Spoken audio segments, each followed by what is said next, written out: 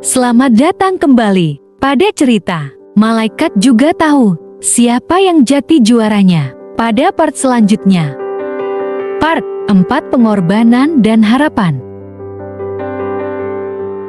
Malam di Surabaya tak pernah benar-benar sunyi. Gemerlap lampu jalan, suara kendaraan yang lalu lalang, dan hembusan angin kota selalu menjadi latar yang sama. Tapi tidak untuk Alia. Hidupnya kini terasa lebih sunyi setelah keputusan besar yang ia ambil. Kepergian Bima yang sudah cukup lama membuat kerinduan yang mendalam. Komunikasi yang terjalin tidak seperti apa yang diucapkan pada saat kepergian Bima. Masih teringat apa yang telah diucapkan Bima kala itu. Sampai jumpa, Alia. Aku akan merindukanmu. Bayang-bayang kehilangan pun muncul dalam hati Alia. Setiap kali Alia melintasi kafe kecil tempat ia dan Bima biasa berbincang, hatinya terasa seperti ditusuk.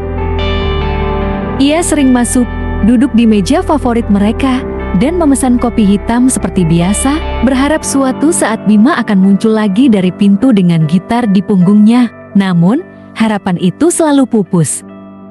Pada suatu hari, Alia menerima sepucuk surat dari Bima yang datang tiba-tiba. Ia membuka dan membaca dalam hati surat itu. Semua kata-kata dalam surat yang ditulis Bima, yang membuat Alia tidak bisa menahan matanya mengeluarkan air mata. Surat itu setiap kalimatnya seperti hidup, menggambarkan kehangatan dan ketulusan Bima. Aku percaya bahwa cinta tidak bisa dipaksakan. Salah satu tulisan Bima dalam surat itu. Kata-kata itu terus terngiang di kepala Alia. Ia tahu Bima pergi bukan karena menyerah, melainkan karena ia mencintai Alia dengan cara yang paling tidak egois. Tapi tetap saja, rasa bersalah terus menghantuinya. Apa aku yang salah? Haruskah aku mengejarnya? Apakah ini pengorbanan yang harus aku lakukan? Pikir Alia dalam hati. Waktu terus berlalu, hari ke hari Alia dengan berat hati harus berjalan karena kehidupan tidak berhenti di sini. Setelah keluar dari bayang-bayang seorang Bima, Alia mencoba memulai hidup baru. Ia fokus pada pekerjaannya sebagai jurnalis. Tugas-tugas liputan membawanya ke berbagai tempat, memberi kesempatan untuk bertemu banyak orang baru. Tetapi, di setiap sudut kota, ia selalu mencari sesuatu atau lebih tepatnya, seseorang. Setiap kali ia melihat seorang musisi jalanan, hatinya berdebar, berharap itu adalah Bima. Namun, lagi-lagi ia harus menelan kekecewaan. Alia, Bima itu sudah tidak di sini. Dalam hatinya Alia berbicara. Suatu hari, saat sedang meliput acara seni di sebuah galeri kecil, Alia bertemu seorang pelukis tua yang memperlihatkan salah satu lukisannya. Lukisan itu menggambarkan seorang pria duduk di bawah pohon, memegang gitar dengan ekspresi yang sendu. Lukisan ini sangat indah, kata Alia sambil memperhatikan detailnya. Pelukis itu tersenyum. Itu terinspirasi dari seorang musisi jalanan yang pernah saya temui di Yogyakarta. Dia sangat berbakat, tapi kelihatannya seperti membawa beban yang berat. Alia terkejut. Apa dia masih ada di sana sekarang? Saya tidak tahu. Itu sudah beberapa bulan lalu. Tapi dia sering tampil di Malioboro, kalau tidak salah, jawab pelukis itu. Mendengar itu, hati Alia kembali bergelora. Mungkin ini adalah petunjuk yang ia tunggu-tunggu. Tanpa banyak berpikir, Alia memutuskan untuk mengambil cuti dari pekerjaannya. Ia memberanikan diri untuk pergi ke Yogyakarta, kota yang disebut pelukis itu. Perjalanan malam dengan kereta terasa panjang, tetapi Alia merasa ini adalah langkah yang harus ia ambil. Setibanya di Yogyakarta, ia langsung menuju Malioboro, tempat di mana musisi jalanan sering berkumpul. Jalanan itu ramai dengan wisatawan, pedagang, dan seniman yang menampilkan berbagai pertunjukan. Alia berjalan perlahan, memperhatikan setiap sudut, berharap menemukan Bima di antara mereka. Namun, hingga malam tiba, ia tidak menemukannya. Dengan perasaan campur aduk antara lelah dan kecewa, Alia duduk di bangku taman dekat jalan Malioboro. Ia mulai bertanya-tanya apakah perjalanannya sia-sia.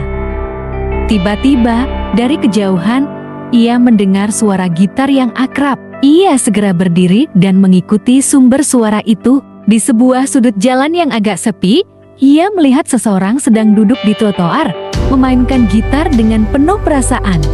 Hatinya berdebar, itu adalah Bima. Alia tidak langsung mendekat.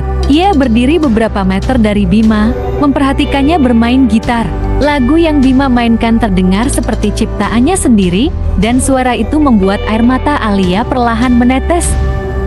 Ketika lagu berakhir, Bima mengangkat pandangannya dan melihat Alia berdiri di sana. Ekspresi wajahnya berubah, antara kaget dan tidak percaya. "Alia?" tanyanya pelan. Alia tersenyum tipis, tetapi matanya masih berkaca-kaca. "Hai, Bima." Bima berdiri, meletakkan gitarnya di samping, lalu berjalan mendekati Alia. "Kamu, apa yang kamu lakukan di sini?" "Aku mencari kamu," jawab Alia tanpa ragu. Bima terdiam, jelas tidak menyangka jawaban itu. "Kenapa?" "Karena aku sadar bahwa aku telah kehilangan sesuatu yang berharga." "Aku kehilangan kamu, Bima," kata Alia. Suaranya bergetar. Bima menggeleng pelan, seolah tidak percaya dengan apa yang ia dengar. "Tapi aku hanya ingin kamu bahagia, Alia. Aku pergi karena aku tidak ingin menjadi penghalangmu." "Tapi kamu salah," jawab Alia tegas. "Kamu tidak pernah menjadi penghalang. Kamu adalah alasan aku menemukan keberanian untuk hidup sesuai dengan keinginanku. Dan sekarang, aku ingin hidupku bersama kamu." Air mata mengalir di pipi Alia, tetapi ia tersenyum lebar. Bima tidak bisa berkata-kata. Ia hanya menatap Alia, mencoba memahami apa yang baru saja terjadi. "Kamu yakin?" tanya Bima akhirnya. Alia mengangguk. "Aku yakin. Aku mencintaimu, Bima." Bima tersenyum, senyum yang penuh dengan rasa lega dan kebahagiaan. Ia menarik Alia ke dalam pelukannya, memeluknya erat seolah tidak ingin melepaskannya lagi. Malam itu, mereka duduk bersama di bawah langit Yogyakarta, berbicara panjang lebar tentang segala hal yang telah terjadi. Bima bercerita bagaimana ia bertahan hidup sebagai musisi jalanan, sementara Alia menceritakan perjuangannya melawan ekspektasi keluarga. Meskipun perjalanan mereka penuh dengan pengorbanan, malam itu mereka merasa bahwa semua itu tidak sia-sia. "Mulai sekarang, kita hadapi semuanya bersama." "Ya," kata Alia sambil menggenggam tangan Bima. Bima mengangguk. "Bersama, aku janji." Langit Yogyakarta malam itu dipenuhi bintang-bintang, seolah ikut merayakan pertemuan mereka. Dalam hati mereka, ada keyakinan baru bahwa cinta, seberapa sulit pun jalannya, selalu menemukan cara untuk menang.